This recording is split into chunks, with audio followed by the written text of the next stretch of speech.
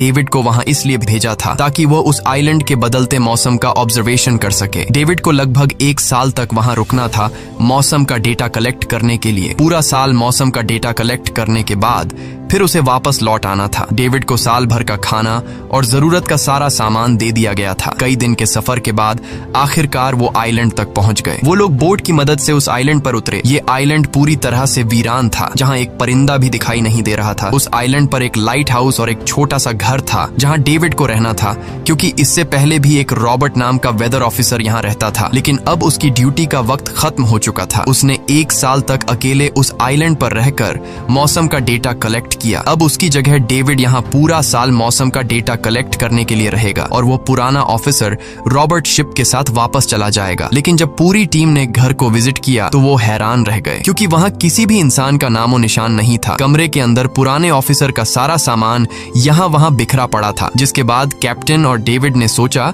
कि शायद light house में कोई हो सकता है। कैप्टन और डेविड बिना वक्त गंवाए लाइट हाउस की तरफ बढ़ते हैं और वो सब वहाँ एक अजीब नजारा देखते हैं। वो देखते हैं कि पूरा लाइट हाउस तेज और नुकीले लकड़ियों से घिरा हुआ था, जैसे किसी ने जानबूझकर उसे बंद कर दिया हो ताकि कोई भी अंदर न जा सके। जिसके बाद कैप्टन और डेविड ने लाइट हाउस का गेट कई बार नॉक किया, लेकिन अंदर से कोई रिस्पॉन्स नहीं मिला। आखिर में उन्होंने गेट को जोर से धक्का दिया और अंदर घुस गए। लाइट हाउस के अंदर उन्हें एक आदमी मिला जिसका नाम ग्रूनर था। जब उन्होंने ग्रूनर से पुराने वेदर ऑफिसर रॉबर्ट के बारे में पूछा तो उसने जवाब दिया कि वो तो मर गया है। वो समंदर की तरफ गया लेकिन दोबारा कभी लौटकर वापस नहीं आया। ग्रूनर की बातें सुनकर डेविड और कैप्टन दोनों चौंक गए। ये सब सुनने के बाद कैप्टन ने डेविड से कहा, अगर तुम अब भी चाहो तो हमारे साथ वापस चल सकते हो। लेकिन डेविड ने वापस जाने से इनकार कर दिया। डेविड ने सोचा अगर वो सरकार को उस आइलैंड का एक्यूरेट वेदर रिपोर्ट दे पाया तो उसे काफी मोटी रकम मिल सकती है। जिसके बाद कैप्टन ने उसे एक गन दी खुद की प्रोटेक्शन के लिए, और कैप्टन ने डेविड से कहा कि ये जगह मुझे सेफ नहीं दिखाई दे रही, अपना ख्याल रखना। इसके बाद उसे वहीं पर छोड़कर वो सब वापस चल दिए और अब ये दोबारा वापस 1 साल बाद आएंगे। कैप्टन के जाने के बाद डेविड ने घर को थोड़ा सेटल किया, रहने के काबिल बनाया। रात होने के बाद उसे ड्रॉर में एक डायरी मिली जो पुराने वेदर ऑफिसर रॉबर्ट की थी। उस डायरी में आइलैंड के बारे में बहुत कुछ लिखा था। डायरी में एक मिस्टीरियस क्रीचर के बारे में कुछ बातें लिखी गई थी, लेकिन सब कुछ साफ नहीं था, कुछ बातें अधूरी थी। डेविड हर लाइन को ध्यान से पढ़ता गया। उस डायरी में कुछ अजीब तरह के जानवरों के स्केचेस भी बने थे। डेविड को समझ नहीं आया उसने ऐसी पिक्चर्स क्यों बनाई थी। शायद वो अकेला था और टाइम पास के लिए ऐसा किया होगा। डायरी के एक पेज पर पुराने ऑफिसर के वाइफ की फोटो भी लगी थी। डेविड वह डायरी पढ़ते पढ़ते थक गया